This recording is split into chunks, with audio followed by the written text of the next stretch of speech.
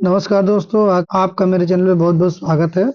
ये जो आपका लेक्चर है वो प्राचीन इतिहास पे सभी प्रतियोगी परीक्षाओं में पूछे गए सवालों का एक संकलन है। ये हम लोग तीन चार लोग जो बैठ करके जो भी शिक्षक गण है मिला करके बनाया गया है, जो कि बहुत महत्वपूर्ण प्रश्न इसमें रखे गए हैं। जो एसएससी, यूपीएससी, रेलवे, यूपीपीसीएस आदि परीक्षाओं में ये प्रश्न पूछे जा चुके हैं। और 70 से 80% सवाल जो है आपके यहीं से आएंगे, तो आप इसे बहुत ध्यान से देखिए। चलिए स्टार्ट करते हैं हम लोग। पहला प्रश्न, तो पहला प्रश्न आपका दिया गया है कि सिंधु सिंधु घाटी के लोग किस धातु से परिचित नहीं थे। तो वो था आपका लोहा। देखिए, ये पूछा गया है एसएससी 2018 में। दूसरा प्रश्न है हमारा कि मोहनजोदड़ो किस नदी के किनारे स्थित है। तो मोहनजोदड़ो बताइए किस नदी के किनारे मोहनजोदड़ो किस नदी के किनारे स्थित है। तो मोहनजोदड़ो सिंधु नदी के किनारे स्थित है। ये एसएससी सीएसएसएल 2019 में पूछा गया था। नेक्स्ट प्रश्न है आपका कि हड़प्पा सभ्यता में ग्रेट ग्रेट बाथ कहाँ पाया गया है। जो बहुत बड़ा नहाने का जो स्नानागार था, तो वो पाया गया है आपका मोहनजोदड़ो में। ये यूपीपीसीएस 2020 में पूछा गया प्रश्न है आपका। फिर आपका सिंधु सभ्यता का बंदरगाह कौन सा था।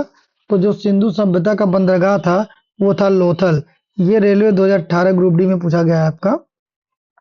फिर है धौलावीरा कहाँ स्थित है। बहुत ही इंपॉर्टेंट क्वेश्चन है। तो ये गुजरात में है। धौलावीरा कहाँ पे? गुजरात में। एसएससी सीजीएल 2021 में आया हुआ है प्रश्न है ये। ऋग्वेद की किस भाषा में रचना हुई है। तो ऋग्वेद की जो भाषा है वो है आपकी संस्कृत भाषा। ठीक। प्राकृत भाषा जो बौद्ध लोग होते थे वो अपनी जातक कथाओं को पहुंचाने के लिए करते थे। ये जो होती है वो आपकी मतलब लोकल लैंग्वेज होती थी। ये पीसीएस 2019 में पूछा गया सवाल है ये। फिर आपका सप्त सिंधु शब्द का प्रयोग किसके लिए हुआ था।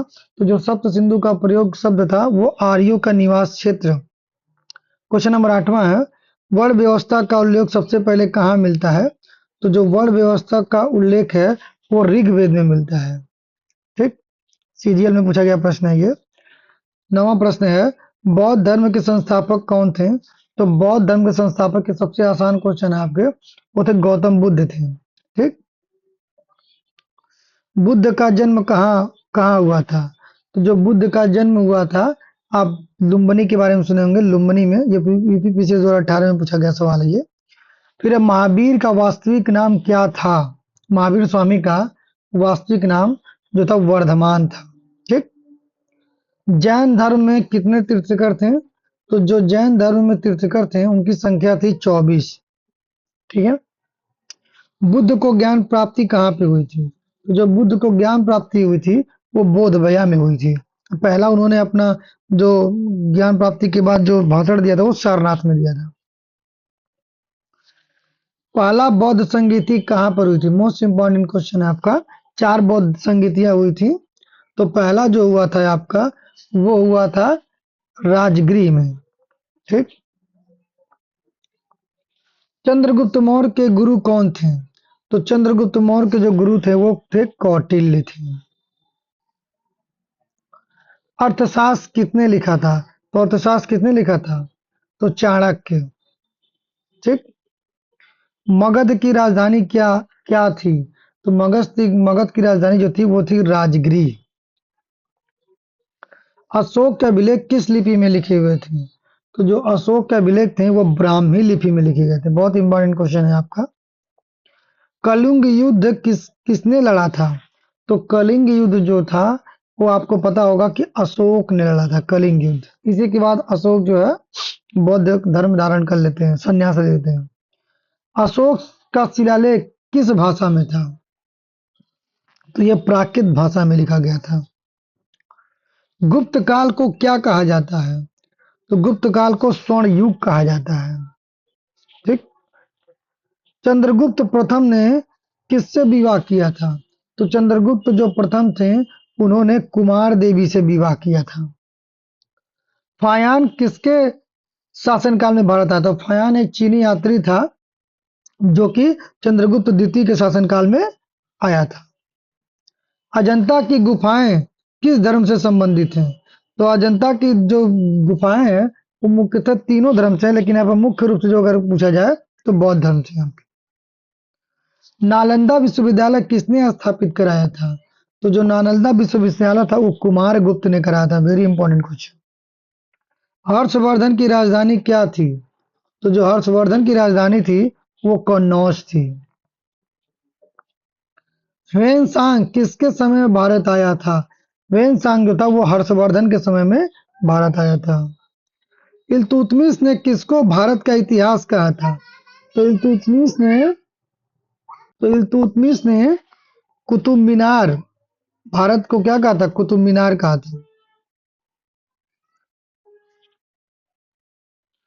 पुष्यमित्र शुंग ने किस राजवंश का अंत किया था? तो पुष्यमित्र सिंह ने जो था वो मौर्य राजवंश का अंत किया था। नंद वंश के अंतिम शासक का क्या नाम था? Very very important question. ये था धनानंद।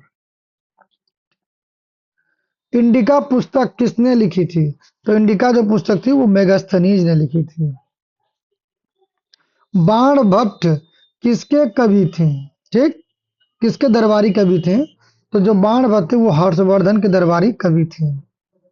हर्ष चरित्र के लेखक कौन थे? तो हर्ष चरित्र के लेखक जो थे वो बाणभट्ट थे। गुप्त काल में सोने के सिक्के क्या कहलाते थे?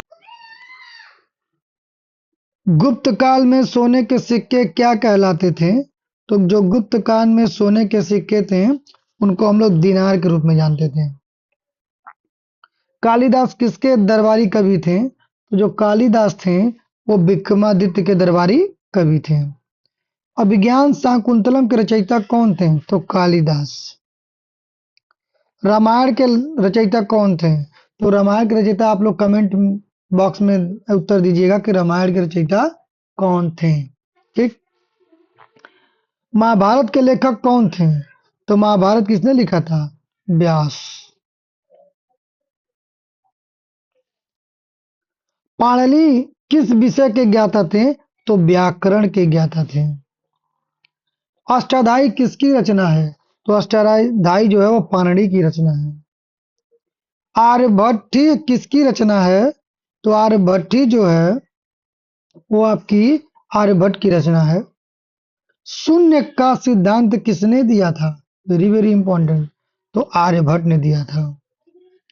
पंचतंत्र के लेखक कौन थे? बहुत ही इंपॉर्टेंट क्वेश्चन, कई बार पूछ चुका है। विष्णु शर्मा। मृच्छकटिकम किसने लिखा था? ये भी बहुत इंपॉर्टेंट है। तो ये था शूद्रक ने लिखा था। किसने लिखा था? शूद्रक ने। मुद्रा राक्षस के लेखक कौन थे? तो विशाखा दत्त। कई बार प्रश्न पूछ चुका है ये। भारत में सबसे पुराना धर्म कौन सा है? तो सबसे जो पुराना धर्म है वो है आपका वैदिक धर्म। त्रिपिटक किस धर्म के ग्रंथ हैं? तो जो त्रिपिटक हैं वह बौद्ध धर्म के ग्रंथ हैं। महाजनपदों की संख्या कितनी थी? तो ये 16 महाजनपद थे। अशोक का धर्म प्रचारक महेंद्र कहाँ भेजा गया था? तो ये भेजा गया था आपका श्रीलंका में। गुप्त काल में सबसे प्रसिद्ध गणितज्ञ कौन थे?